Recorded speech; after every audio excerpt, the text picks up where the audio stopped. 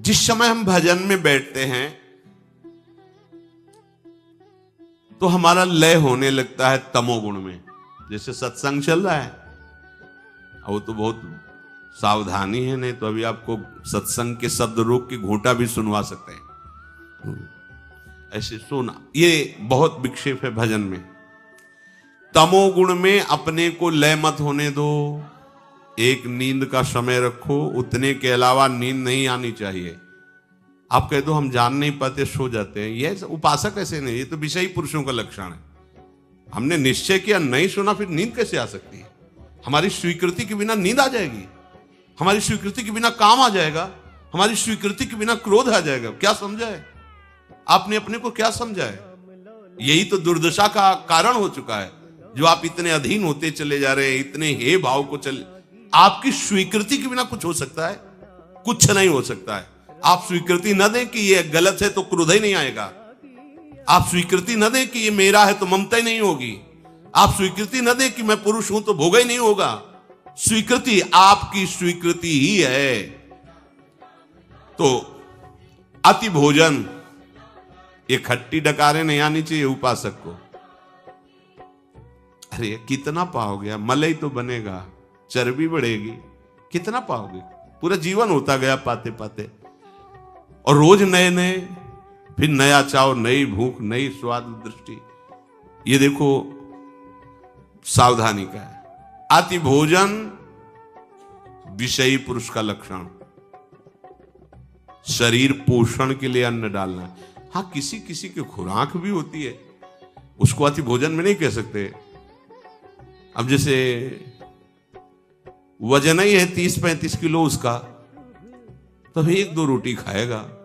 अब 100 किलो वजन का शरीर है तो 10 रोटी तो भाई, अब उसको कह दो कि 1 रोटी तो नहीं चलेगा, उसको कह दो 10 रोटी तो भी नहीं चलेगा।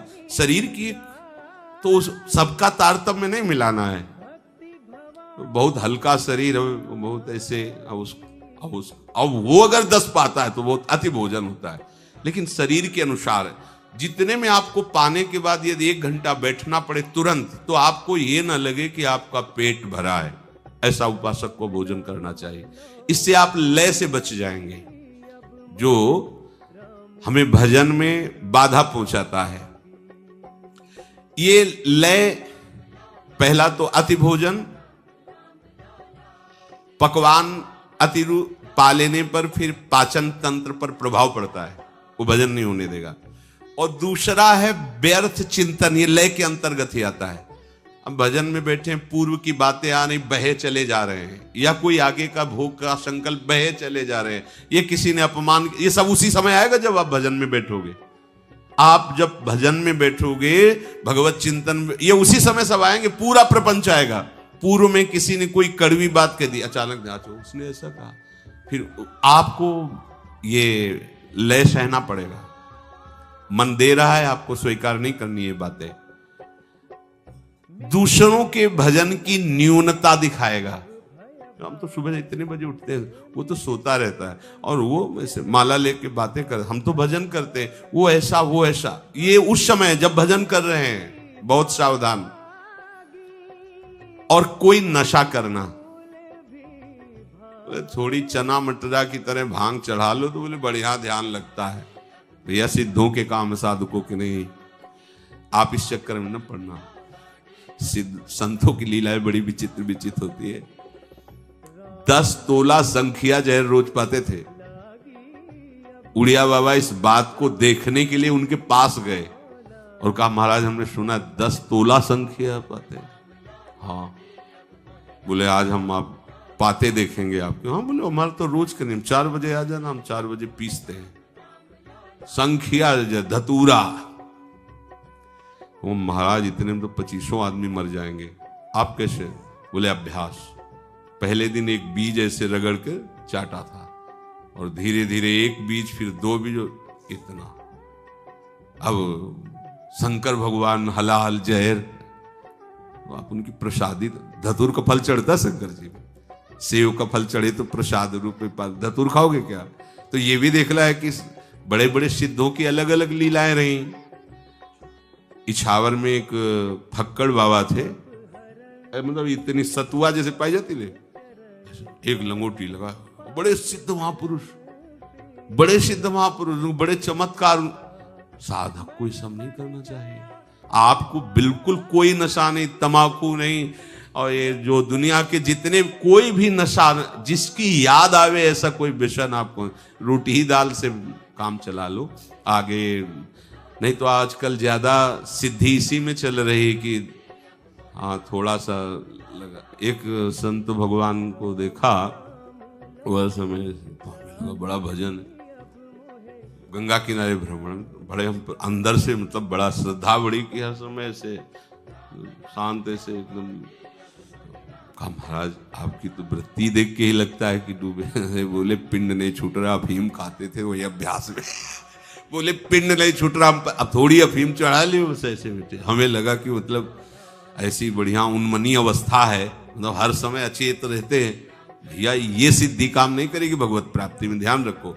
चैतन्य होकर युद्ध करना है और समस्त विकारों पर विजय प्राप्त करना है। कोई भी व्यसन उपासक के जीवन में नहीं होना चाहिए, तो लय से बच जाएगा।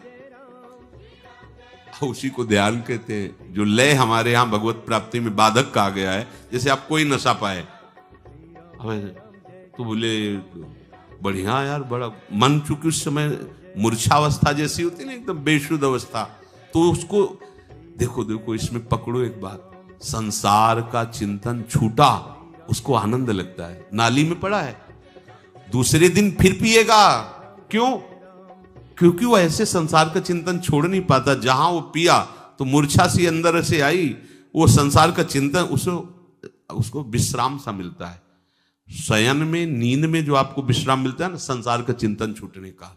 खास बात समझो, ये संसार का चिंतन छोड़ने पर ऐसा लगता है।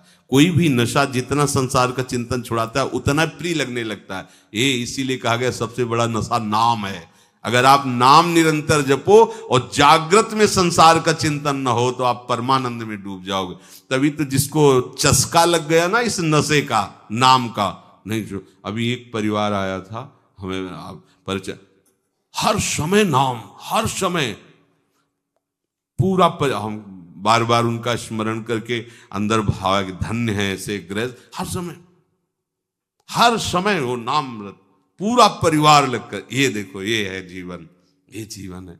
हम पूरे के पूरे समय हमें भगवान ने दिया है भजन के लिए, पूरा का पूरा जीवन दिया है।